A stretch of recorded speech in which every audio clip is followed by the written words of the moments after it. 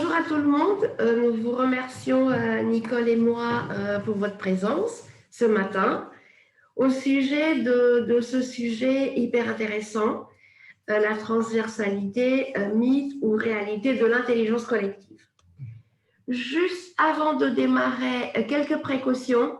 Si vous pouvez couper le micro pendant la présentation, comme ça, les bruits parasites ne vont pas empêcher les participants de bien entendre. Et ce webinaire sera enregistré et mis à disposition en replay sur notre chaîne YouTube. Donc, il suffit de faire DVA Talent Development sur YouTube et vous allez retrouver tous nos webinaires, y compris celui-ci. Avant d'entrer dans le vif du sujet, une courte présentation. Qui sommes-nous? Nicole, je te laisse te présenter en premier. D'accord. Bonjour à tout le monde. Ravie d'être là avec vous. Donc, Nicole Prudhomme, je suis dans le Conseil en ressources humaines depuis 30 ans, en tant que coach, en tant que conseil en développement dans les entreprises du secteur public et privé, et avec une spécialisation dans l'accompagnement des dirigeants, des comités de direction, des hauts potentiels, et tout ce qui tourne autour du développement des compétences dans les organisations.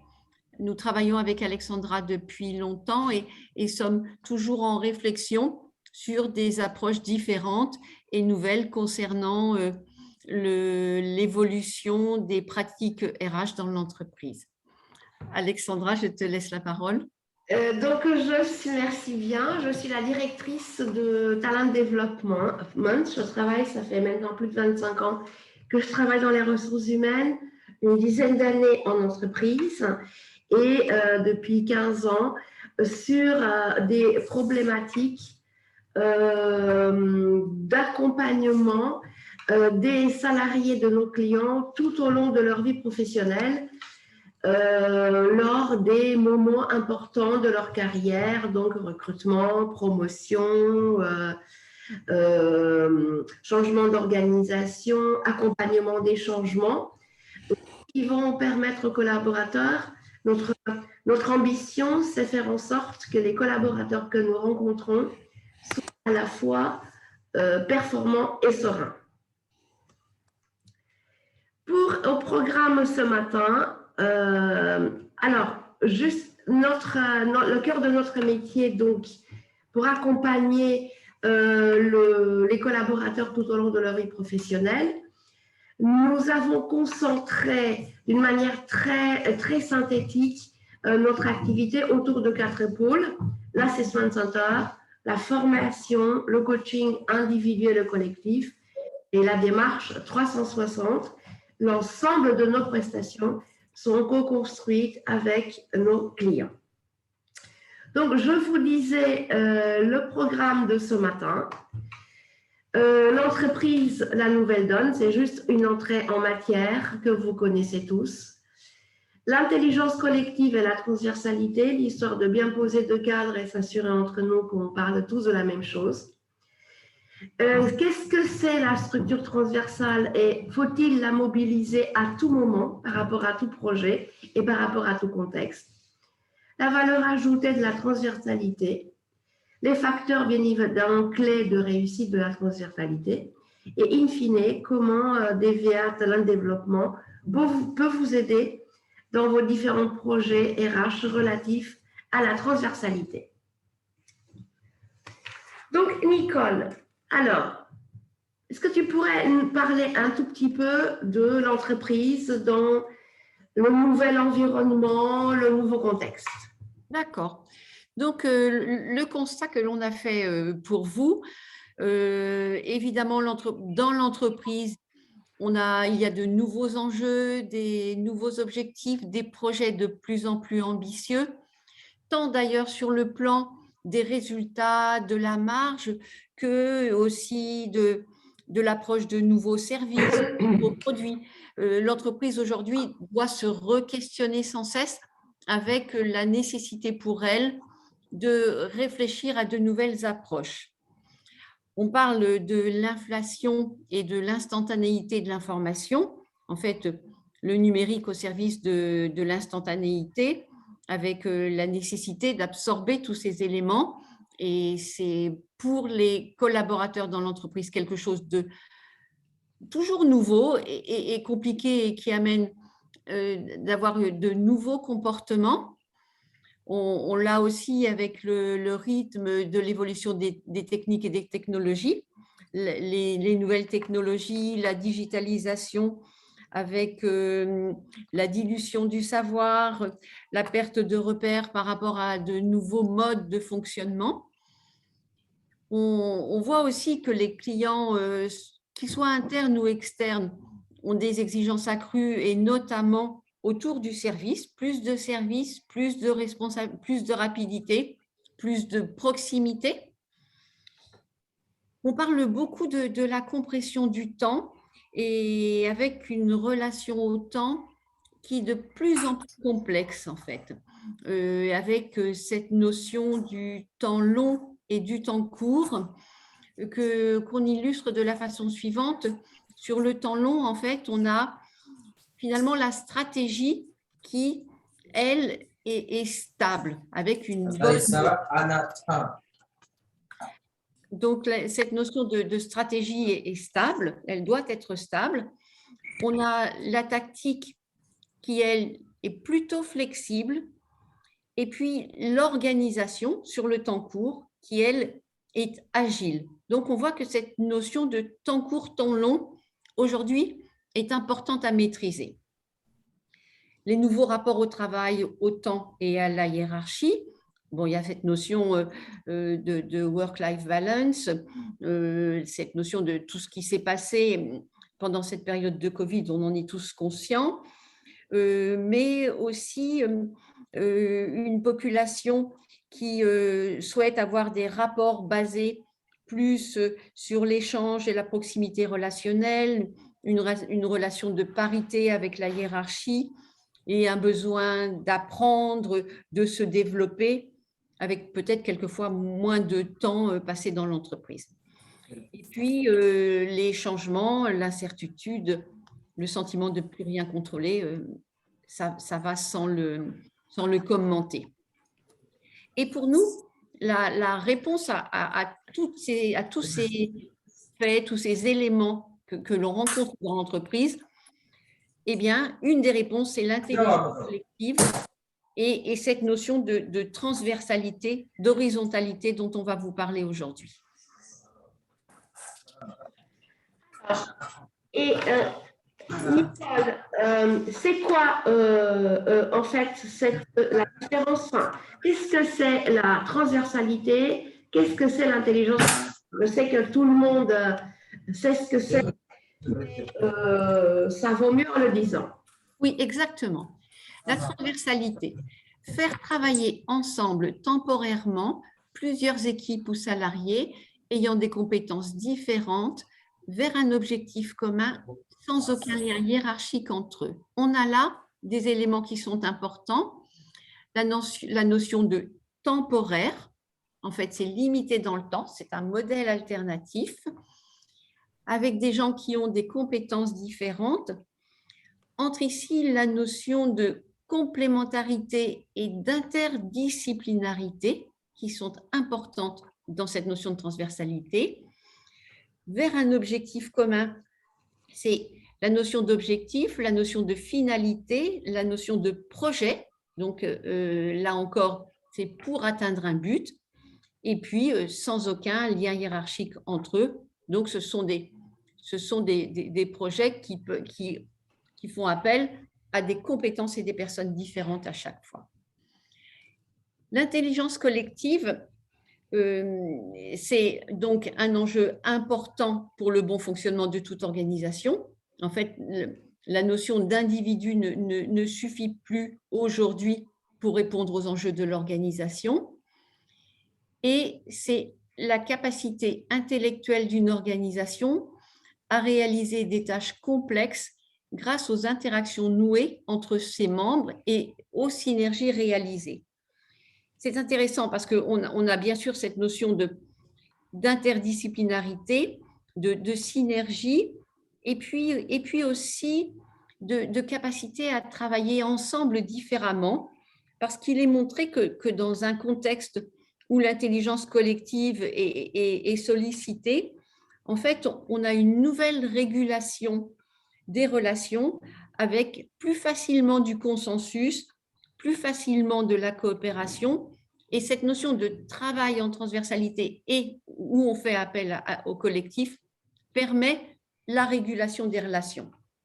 Et puis, bien sûr, et on l'a tous apprécié à différents moments, le collectif amène des solutions créatives et innovantes et face à des défis qui sont de plus en plus difficiles. Donc, tout ce qui va tourner autour de cette notion-là va avoir une réelle valeur ajoutée dont on parlera tout à l'heure. Alexandra, je te passe la parole. Donc, vous voyez que par rapport à l'organisation d'une entreprise, il peut y avoir deux types de structures. Il y a la structure verticale, donc l'organigramme de toute entreprise, qui a une logique hiérarchique où on a les fonctionnements des services et des métiers en silo. Donc, chaque service a sa manière, donc, je dirais, il est en relation partielle avec le client final. Donc, vous avez le service de la compta, vous avez le service commercial, vous avez la production. Chacun, dans son silo, s'occupe de répondre au mieux à la demande du client final. À côté de la structure verticale, vous avez la structure transversale qui a une logique de finalité.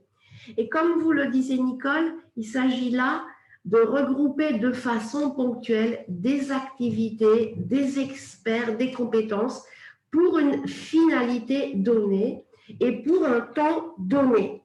C'est comme si dans une organisation classique, vous aviez une méta-organisation, une organisation qui existe par-dessus et que vous savez mobiliser de façon agile lorsqu'on est confronté à un projet complexe, à un contexte nouveau, ou voire lorsqu'on doit prendre une décision stratégique très importante. Vous voyez bien que ces deux structures se superposent et s'influencent l'une et l'autre. Ça veut dire aussi que la structure verticale a ses vertus. Elle a sa valeur ajoutée dans différents contextes, mais par rapport à la nouvelle donne de l'entreprise que Nicole vous a présentée, il est utile de mobiliser et de mettre en place beaucoup plus souvent et de manière beaucoup plus organisée cette structure transversale. Quand je vous dis que la structure verticale a ses vertus et son utilité, on voit bien, je ne sais pas si vous voyez autour de vous des startups qui ont réussi, qui ont commencé à grossir et qui commencent à nous solliciter maintenant pour mettre en place un peu des process, pour mettre en place quelque chose de beaucoup plus structuré, parce que les collectifs ont grossi, les clients ont grossi, les clients sont de plus en plus nombreux et ils ont besoin davantage de structuration des activités et des rôles de chacun dans la start-up. Donc, est-ce que par rapport à ça, est-ce que cette structure transversale, faut-il la mobiliser à tout moment? Je pense que c'est une question à laquelle Nicole a déjà répondu. L'utilité du travail en transversalité se manifeste dans quelques contextes particuliers. Donc, il y a le contexte complexe à fort enjeu. Il y a les décisions stratégiques, il y a les projets d'envergure, il y a les demandes globales des clients. Donc, tout ça, ça nécessite des process orientés horizontalement. Ça nécessite de mobiliser des compétences et des experts de différents métiers. C'est comme si vous aviez la transversalité, c'est le hard, pour répondre à ces contextes complexes, à ces projets d'envergure, c'est le hard. Vous allez mobiliser le hard, dont les experts et les compétences clés de l'organisation, quel que soit leur métier. Et de l'autre côté, c'est la coopération, c'est le soft, c'est-à-dire dans le cadre d'un service, on va parler de l'organisation du service, de la répartition de la charge de travail, mais on reste toujours un peu entre nous. Là, la transversalité, c'est le hard de l'organisation. Est-ce que, Nicole, maintenant que tout le monde, on sait de quoi on veut parler ce matin, est-ce que tu peux nous expliquer la valeur ajoutée de la transversalité? Bien sûr. Donc, c'est quoi la valeur ajoutée? On parle d'emblée de gagner en efficience face à un projet à fort enjeu. Cette notion d'efficience est vraiment importante. Pourquoi? Parce que le fait même de travailler sur un mode projet limite dans le temps, permet de mettre en place des processus. On le dit après, on est plus dans la maîtrise du temps et des risques. C'est une organisation, comme tu le disais, Alexandra, qui est basée sur du hard et sur finalement des éléments bien contextualisés dans le temps. Et donc, cette notion d'efficacité se retrouve sur le mode projet. On implique toutes les parties prenantes pertinentes. Ça, c'est très important parce que sur ce mode-là, tous les acteurs sont impliqués dès la genèse du projet. Cette étape-là est importante. Il faut bien se demander quelles sont les parties prenantes intéressées et intéressantes, et elle est au-delà de ce qu'on peut même imaginer, puisqu'on cherche à avoir des collaborateurs qui vont apporter des idées différentes et créatrices de valeur. Dans la mise en œuvre, il est utile de proposer un réseau de sponsors pour appuyer et renforcer, ancrer tout ce qui est proposé. La transversalité facilite aussi les connexions intermétiers et c'est très intéressant parce que ça aide à la compréhension des métiers de l'autre, ça aide à faire tomber quelques difficultés relationnelles et à créer beaucoup plus d'interaction et d'empathie entre les différents métiers. Et à ce moment-là, évidemment, on sort de la notion de silo qu'on évoquait tout à l'heure. On a évoqué aussi la notion de créativité et d'innovation, tout ce qui va être brainstorming, le fait qu'on sorte de cette notion de sachant et d'expert autorise la notion de créativité et d'innovation. Et puis, ça permet de développer l'agilité de l'organisation, qui aujourd'hui est une compétence extrêmement importante dans l'entreprise pour réagir promptement aux variations du marché et pour s'ajuster au plus vite. Autre valeur ajoutée, c'est fournir aux clients une réponse globale. Alors, on a le fameux exemple de la mise en place d'un ERP. Quand on met en place un ERP, on est sur cette notion de transversalité et cette notion de réponse globale par rapport aux clients. Et puis, on note ici que l'on va passer de la culture de la performance individuelle à celle de la performance collective. Et ça, c'est extrêmement important. C'est aussi une révolution un peu dans l'entreprise où on va non plus mesurer le collaborateur sur ce qu'il a fait, mais mesurer le groupe, la performance collective du groupe. Donc, c'est un changement fondamental dans la notion de reconnaissance et de valeur ajoutée lorsque nous sommes sur des projets transverses.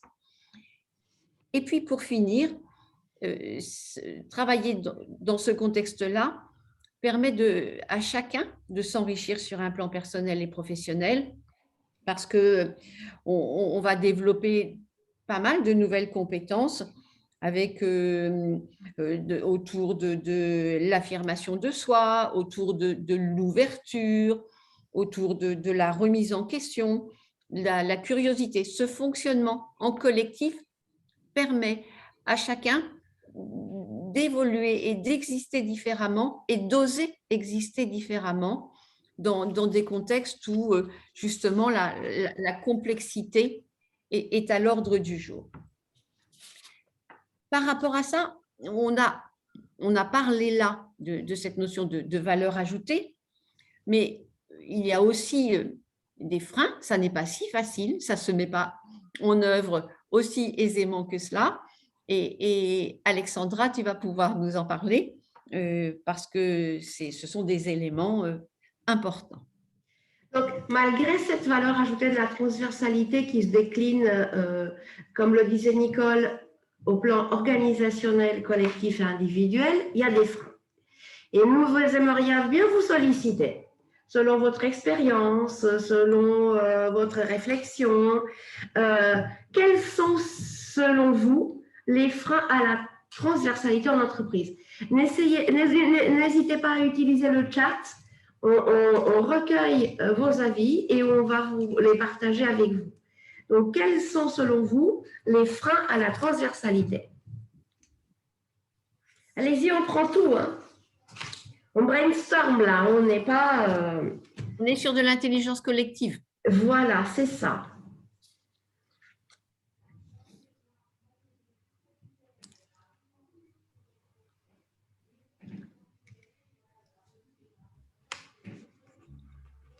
Manque de responsabilité sur les actions, nous dit Jérôme. Tout à fait.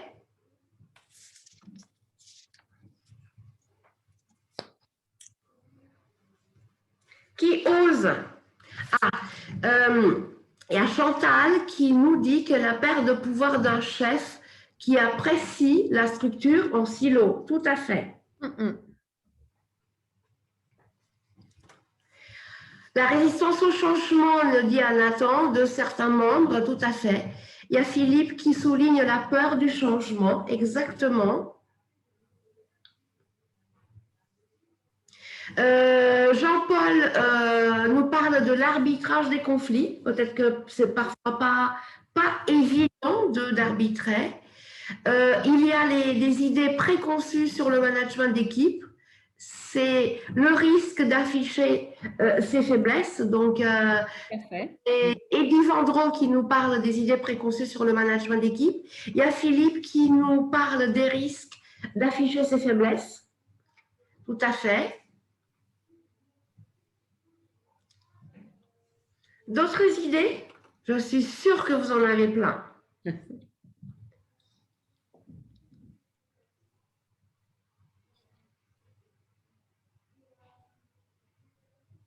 Bon, de toute façon, le chat reste ouvert. Donc, si il y a la perte, il y a la perte de perdre le contrôle sur ses équipes. Eddie Vendreau qui nous dit ça.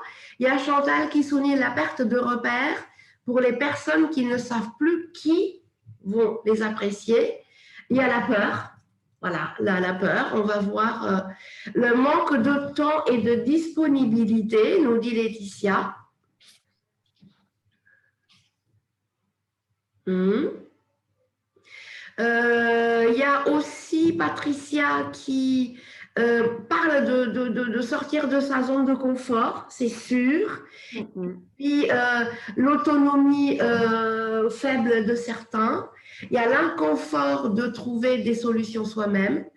Il y a un manque de background commun pour les projets forts techniquement, par exemple dans l'électronique, l'informatique, nous dit Gilles.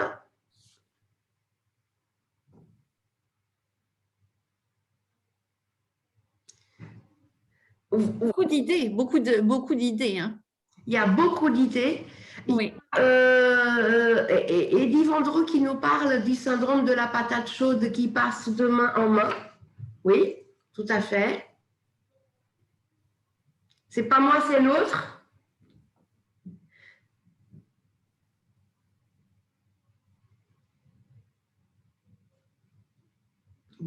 Bon. Alors, c'est aussi Philippe qui nous parle de la préserver, donc comme frein, cette volonté de préserver son précaré. C'est Jérôme, nous dit Livandro. Et puis, Jérôme qui nous envoie un smile très sympathique.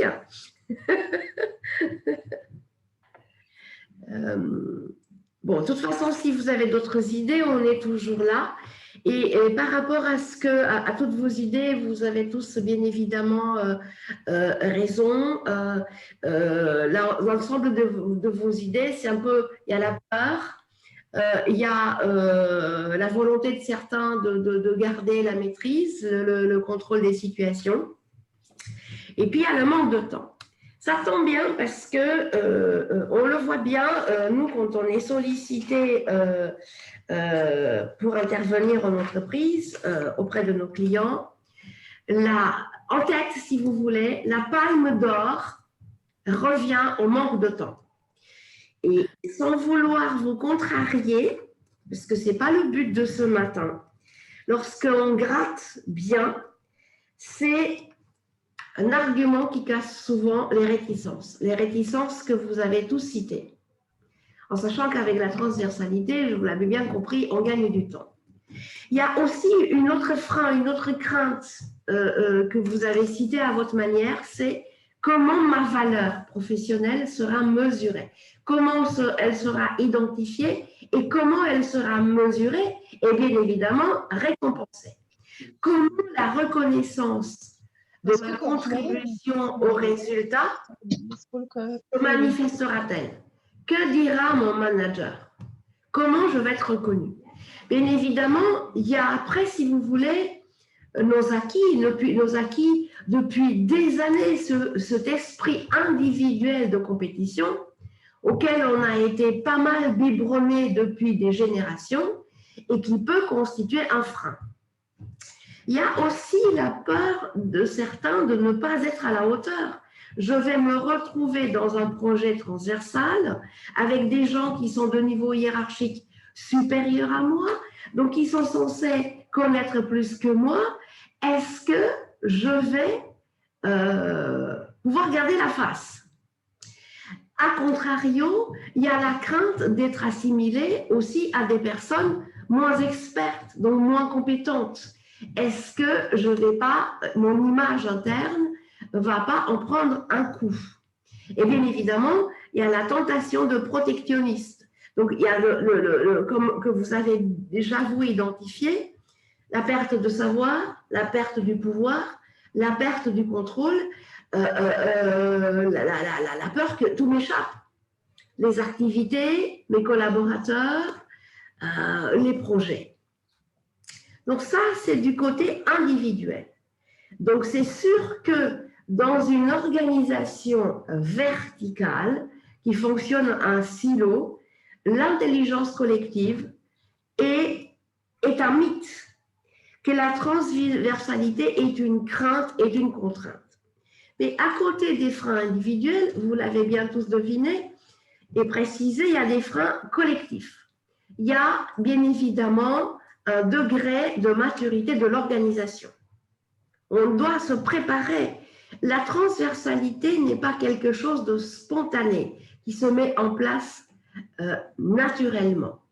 Il y a la configuration organisationnelle parce que ça peut être, si vous voulez, la structure verticale est tellement forte et puissante qu'elle ne va pas laisser la place à une structure transversale. Il y a le mode de fonctionnement routinier. Bon, on a fonctionné comme ça fait 30 ans qu'on fonctionne comme ça. On a des résultats, la production avec la production, la com avec la com, le marketing avec le marketing, la compta avec la compta. Pourquoi changer? Il y a aussi les injonctions paradoxales, c'est-à-dire qu'on vous dit, dans vos entretiens annuels ou tous les jours, il faut coopérer, il faut partager, il faut donner aux autres et en même temps, il faut contrôler les activités, Il faut retenir des informations, il ne faut pas tout donner aux copains et il faut respecter les consignes de la hiérarchie, qui parfois n'est pas ouverte au partage et à la coopération. Donc, une autre injonction paradoxale, c'est qu'on va mettre en place un management transversal, mais on va tous être appréciés, évalués sur notre performance individuelle. Vous voyez, savez bien que c'est une contradiction. Il y a aussi une forme d'incertitude dans l'atteinte d'un objectif. On peut se dire, mais on est tous sur des métiers différents de l'entreprise, avec des cultures différentes, des enjeux différents, des contraintes différentes. Comment va-t-on pouvoir atteindre ensemble cet objectif? Il y a aussi parfois la difficulté à fédérer une communauté pluridisciplinaire. Vous avez vu que parfois en entreprise, il y a des jalousies entre les métiers. Un métier se croit supérieur à l'autre. Il se croit mieux placé que l'autre. Il pense avoir plus d'informations et apporter une plus grande valeur ajoutée aux résultats globaux de l'entreprise. Et il y a bien évidemment après la conviction, la croyance dans les capacités des sachants.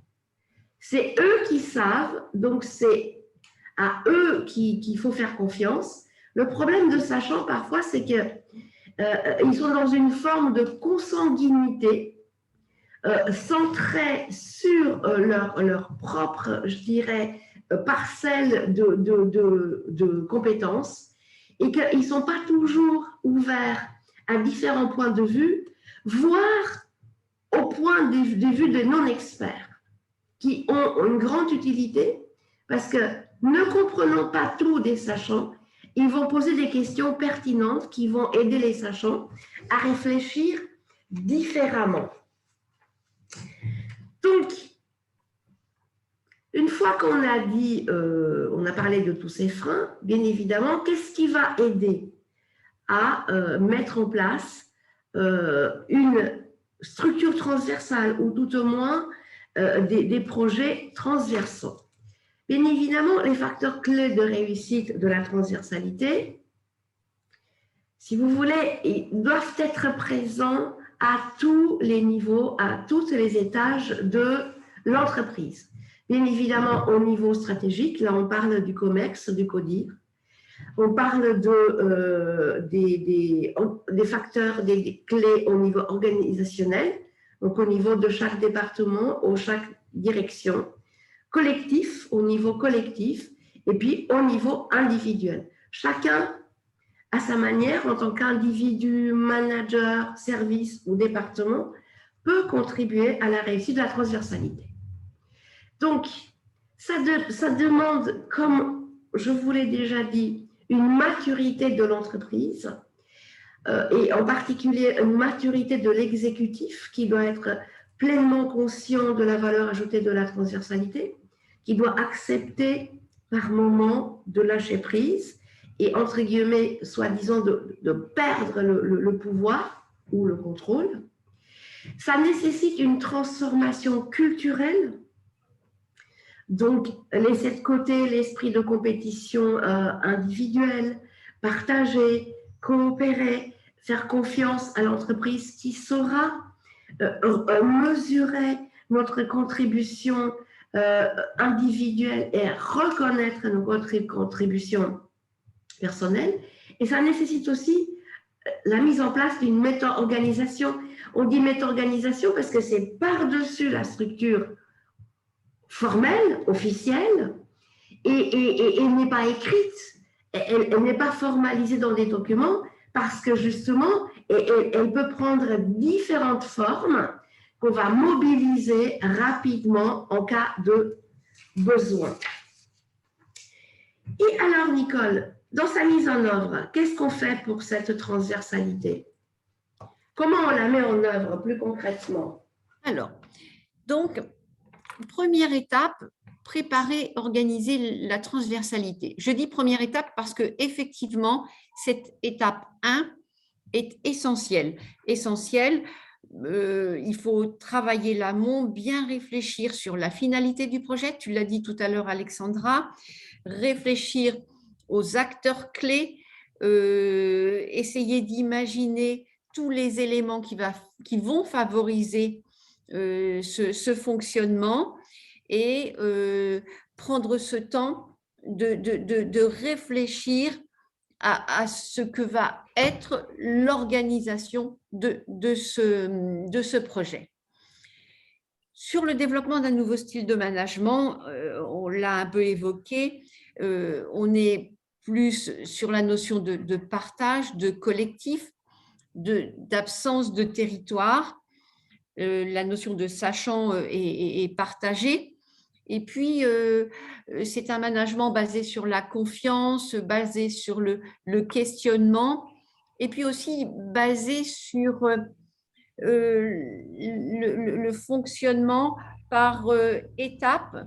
Et puis, à chaque fois aussi, tout est un peu… C'est le fonctionnement confiance-contrôle. Mais le contrôle arrive là comme quelque chose de nécessaire pour atteindre le résultat, mais pas un contrôle basé sur la défiance. Là, c'est un contrôle qui permet l'avancement. Donc, ce sont de nouvelles approches managériales qui sont proposées là et qui sont supportées par des outils et des méthodes, parce que les outils et les méthodes vont fluidifier le process, vont permettre de savoir où nous en sommes et comment nous avançons, puisque bien sûr, dans cette notion de management transversal, le résultat dans un temps donné est essentiel. Et ne pas oublier de communiquer, donner du sens sur pourquoi, comment, quand. Il faut le faire fréquemment pendant ce projet parce que finalement, les évolutions du projet peuvent être aussi revues, peuvent être transformées et ça peut désarçonner les collaborateurs. Donc, il faut penser à ça et redonner de l'inspiration. Et ceci en introduisant le collectif à tous les étages. Ne pas oublier que tous les acteurs, où ils soient, quels qu'ils soient, sont aussi importants les uns que les autres. Et donc, chaque personne a forcément une réelle valeur ajoutée à apporter. Et ça se fait aussi en facilitant le relationnel formel et informel, avec la notion de débrief, prendre du temps pour échanger sur ce qu'on ressent, sur ce qui se passe, et puis sur toujours les nouvelles bonnes idées qui peuvent arriver. Donc, faciliter cette notion de relationnel. Et pour finir, pour faire le résumé de ça, donc pour chaque projet d'envergure, on fixe un objectif ou un résultat collectif, on identifie les contributeurs et on clarifie le niveau attendu de la valeur ajoutée avec des règles du jeu communes et des outils. Donc, c'est quelque chose qui s'organise, qui se processe, et ça, c'est le tuyau. Et à l'intérieur, le liquide, c'est vraiment tout ce qui va être autour du comment, avec qui et avec quel apport. Ça, voilà le mode opératoire de la transversalité sur le hard et sur le soft. Et dans ce contexte-là, évidemment, le manager a un rôle extrêmement important, ce fameux manager qui a tout sur les épaules, comme tu le dis souvent, Alexandra. Donc, que peux-tu nous dire sur ce sujet? Donc, Nicole a bien souligné le fait que la transversalité n'est pas spontanée et qu'elle ne se décrète pas. Et que si on force les choses, vous avez parmi vous, vous avez cité la résistance au changement. Donc, Nicole et moi, on aime bien l'approche paradoxale et on se dit que s'il y a de la résistance au changement, tant mieux. C'est que heureusement qu'elle est là parce que ça veut dire que le changement est déjà en marche. Le tout, c'est comment je transforme cette résistance au changement en une opportunité de changement. Et la réponse, c'est aller à petits pas. Et dans une organisation classique, donc dans une organisation vraiment verticale, le rôle du manager hiérarchique, on parle bien, il a un rôle essentiel dans la promotion et dans l'entraînement des équipes à la transversalité. Il faut que le manager leur donne envie, leur donne goût à ça, aide les collaborateurs à se rendre compte de tout ce qu'ils pourraient gagner sur le plan personnel et professionnel dans la transversalité. Pour cela, quelles sont les bonnes pratiques du manager hiérarchique, promoteur et entraîneur de la transversalité? Donc déjà, il est important que chaque manager connaisse ses atouts et ses freins à la transversalité. On n'est pas obligé d'aimer la transversalité, on n'est pas obligé d'être partant. Ce qui est important, c'est de se dire, je n'aime pas la transversalité, pourtant ça fait partie des objectifs qui m'ont été fixés par ma propre hiérarchie. Comment moi-même je vais en douceur pour m'ouvrir moi-même à la transversalité et pour aider mes collaborateurs à s'ouvrir à la transversalité. A contrario, je suis quelqu'un qui aime beaucoup la transversalité, les échanges, le partage. Je risque de trop forcer, de trop pousser mes collaborateurs à coopérer, à s'inscrire à la transversalité, peut-être trop vite et trop. Donc, le manager doit accepter de la part des collaborateurs la remise en question. J'ai envie de dire, il doit la provoquer et accepter la remise en question de la part de ses collaborateurs. Nicole parlait de cette relation paritaire que les jeunes générations attendent de la part de leur manager. Et dans le cadre de cette relation paritaire, provoquer la remise en question de mon mode de fonctionnement, ça peut être quelque chose de très utile. Ce qui est important aussi, et vous l'avez tous dit, pour le manager, c'est qu'il accepte de perdre le lead sur certains sujets. Il ne peut pas tout contrôler, il ne peut pas tout vérifier, il ne peut pas être sur tous les fronts. Le manager, entraîneur et promoteur doit pousser et valoriser la prise d'initiative. On l'a tous entendu souvent dans tous les documents, mais si ça reste que écrit, ça va créer beaucoup de frustration pour les collaborateurs. Valoriser, pousser à la prise d'initiative et bien évidemment en assumant ou en maîtrisant de l'autre côté au maximum les risques. Responsabiliser sur des missions entières, sur des projets entiers.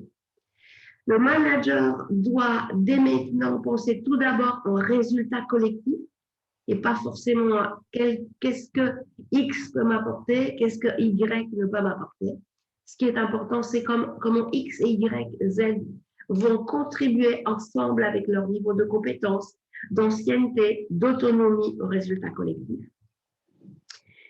Entraîner son équipe en organisation des séances de partage de savoir, de pratique, de réussite, de fierté, mais aussi de difficulté. Vous voyez, on s'exprime en toute confiance, sans jugement de valeur.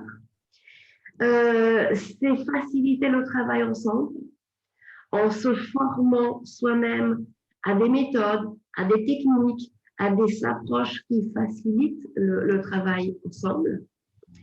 Dynamiser les compétences de co-création. Donc, chaque fois qu'il y a l'opportunité de créer ensemble, de trouver ensemble des solutions, il ne faut pas s'en priver. Je sais qu'on n'a pas le temps. J'ai animé l'autre jour un séminaire de co-création avec une équipe de RRH.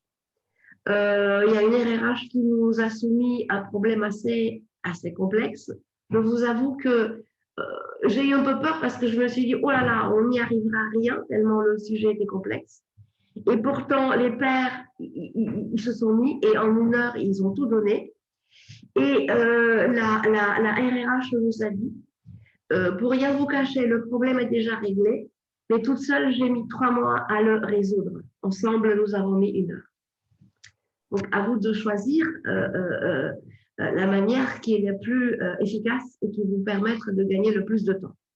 Et puis, tout ça en facilitant le travail ensemble, en se formant à des méthodes, des techniques, des outils, automatiquement, ça va permettre au manager de réinventer d'autres manières de manager et d'autres manières de travailler.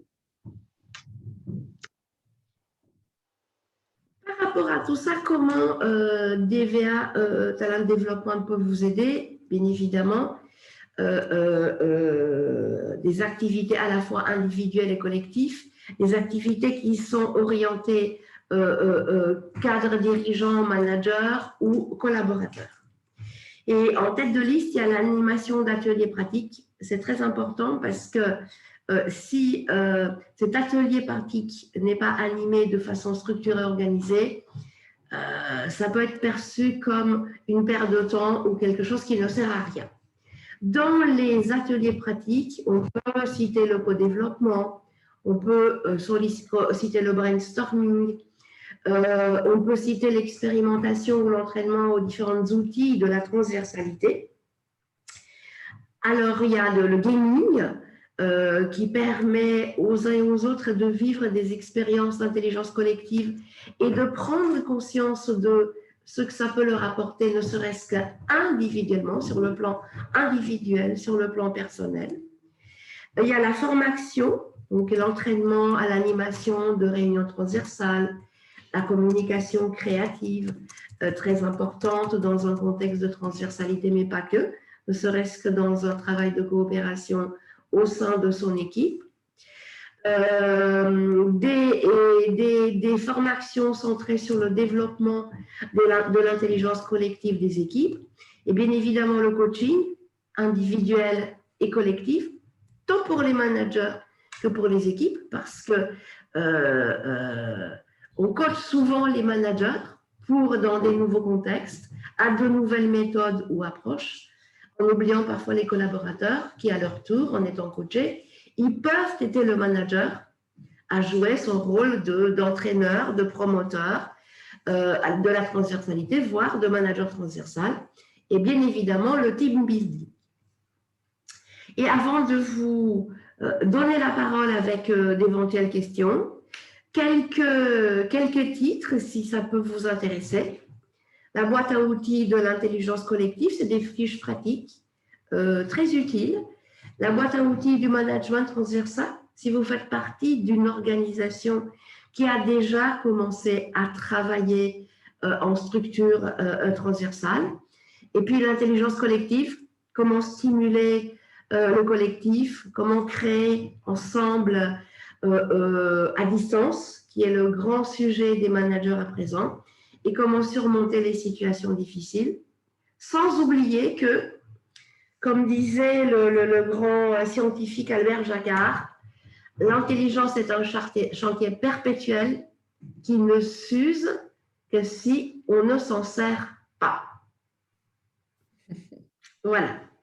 Avez-vous des questions, des remarques, des choses avec lesquelles vous êtes d'accord, vous n'êtes pas d'accord? Vous pouvez aussi maintenant ouvrir vos micros, vous pouvez exprimer en direct vos questions ou vos opinions. N'hésitez pas.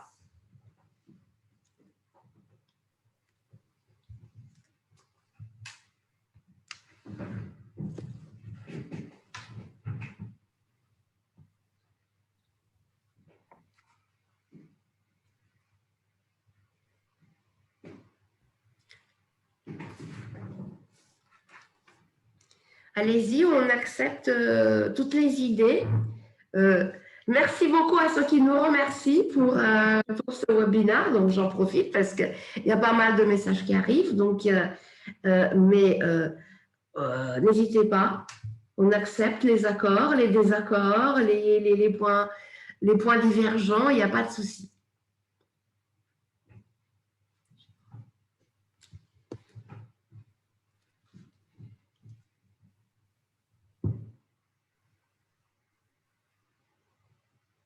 C'est moi qui vais poser une question. Est-ce que cette notion pour vous de transversalité est usuelle dans vos entreprises? Est-ce que vous en avez déjà fait l'expérience régulièrement?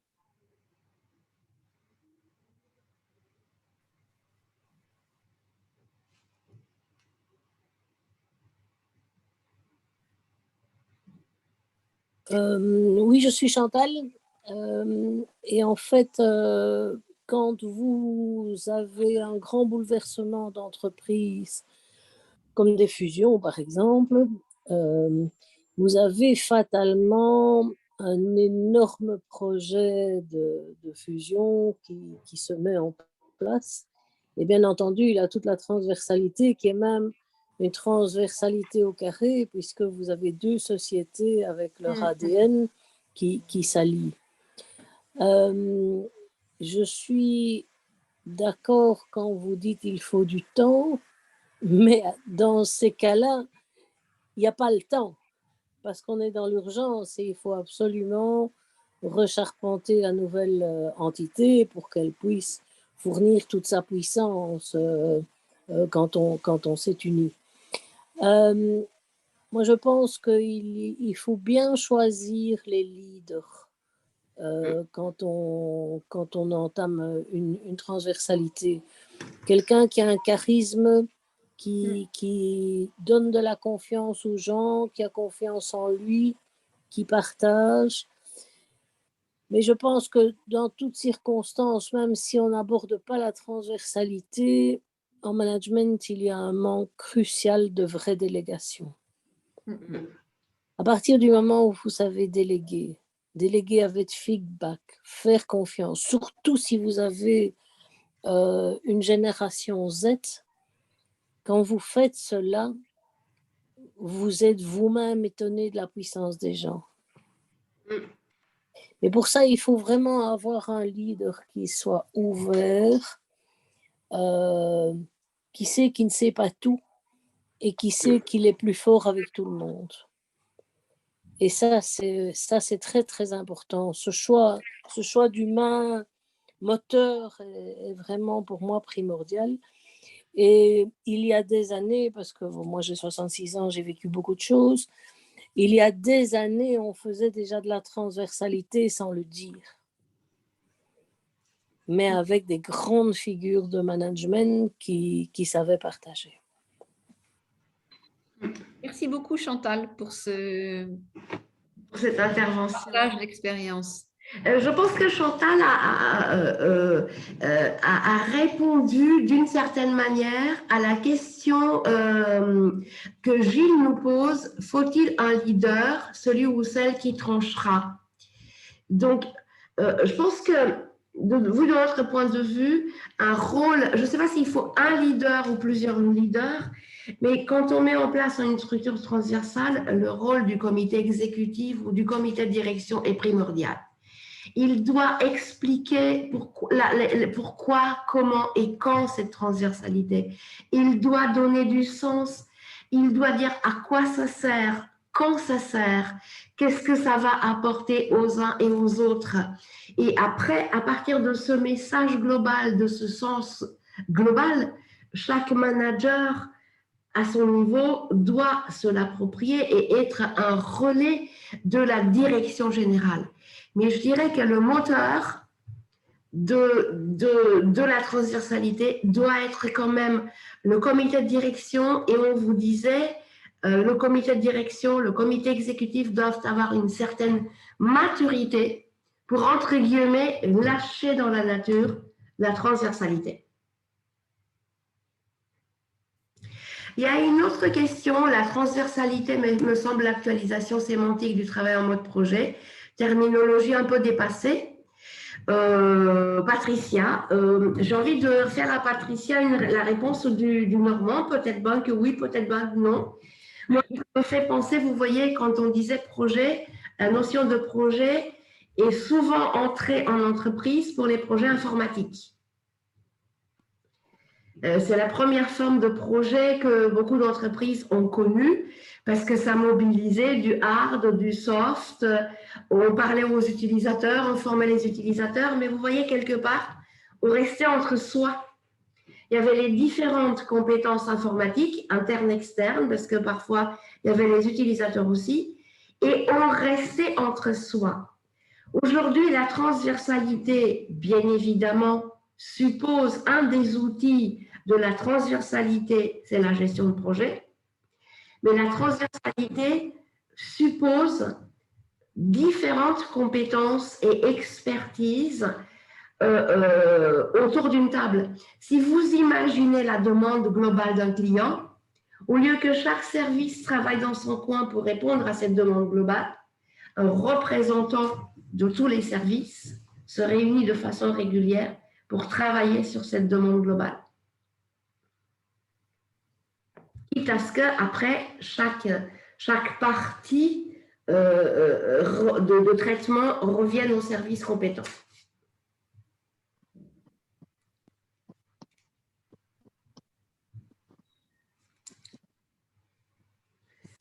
D'autres remarques?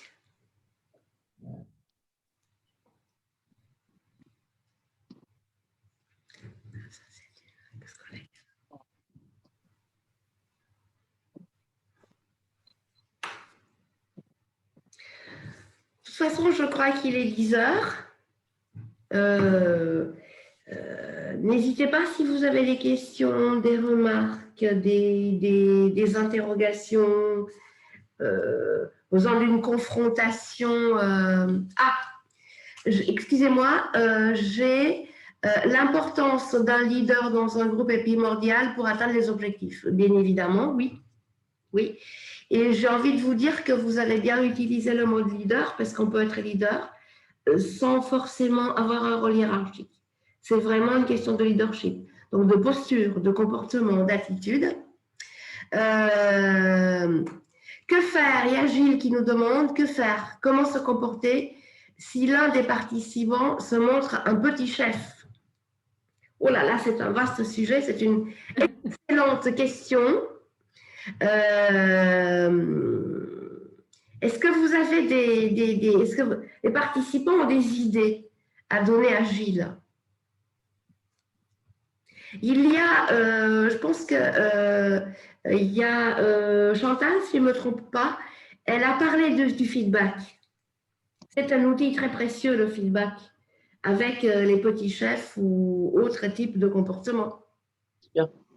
Le feedback constructif. Le feedback qui aide l'autre à comprendre en quoi cette attitude de petit chef est contre-productif pour lui, contre-productif pour les autres, et aussi le feedback développant qui va l'aider à faire peut-être différemment. Bien évidemment, en passant par la prise de conscience, parce qu'il y a des gens qui peuvent se comporter comme petits chefs, mais ils ne s'en rendent absolument pas compte. Exactement, exactement. Donc, le premier pas, c'est prise de conscience, mais bien évidemment, de manière constructive et de manière bienveillante, sans jugement de valeur, sans sanction, si vous voulez. Avec une notion d'empathie pour bien comprendre exactement quelles sont ses peurs par rapport au sujet qui a été évoqué tout à l'heure, dans les freins au changement. De quoi a-t-il peur pour se comporter en tant que petit chef? Voilà. Gilles, ça peut vous aider un tout petit peu, ne serait-ce qu'un chouïa? Allô? Oui? Oui, vous m'entendez? Oui, bien sûr. Oui, très bien. Oui, bonjour à tous. Oui, donc moi je suis dans le monde industriel, donc ça, j'ai l'habitude de le côtoyer tous les jours. Donc je m'appelle Houssine Zafini et je travaille actuellement dans l'industrie automobile. Donc pour moi, un leader, c'est comme vous disiez, je vous rejoins, c'est une personne qui rassemble les gens et puis qui les accompagne avec leurs difficultés, avec leurs qualités, leurs défauts, pour atteindre un objectif donné.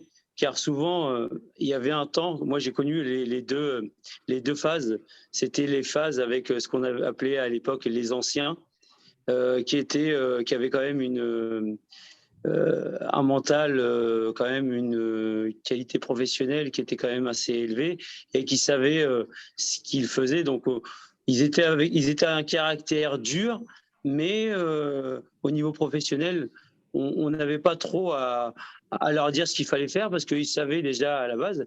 Alors que maintenant, quand on voit les générations qui arrivent, en fait, ils ont besoin plus de remettre. C'est des gens qui ont besoin tout le temps qui se remettent tout le temps en question et qu'il faut mettre en confiance. Et après, on atteint, parce que le moins impossible n'existe pas.